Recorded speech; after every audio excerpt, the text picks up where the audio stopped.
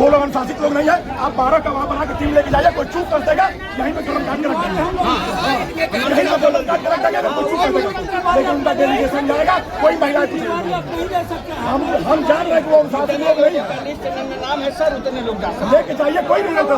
इतनी भीड़ में नहीं जाएंगे ना, आप दोनों तरफ खड़े कर रखे कैसे जाएंगे? इनकी भीड़ कैसे रुकेगी? मैं वो रुकवाऊंगा। अच्छा ठीक है, ठीक है, रिकॉर्डिंग है ना? रिकॉर्डिंग 15 नहीं 20 लोग हम हटवा रहे हैं। मैं हटवाने के लिए तैयार हूँ प्रशासन से भीड़।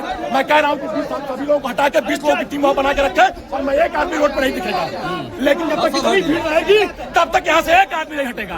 उनकी भीड़ हटवा के 20 आदमी बैठा दे, यहाँ पे एक आदमी रहेगा। पहले आप कर दीजिए, हम उसको करेंगे 20 से ज्यादा नहीं करेंगे।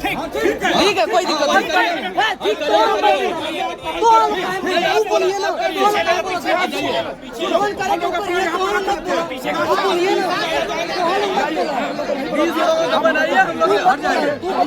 ठीक है,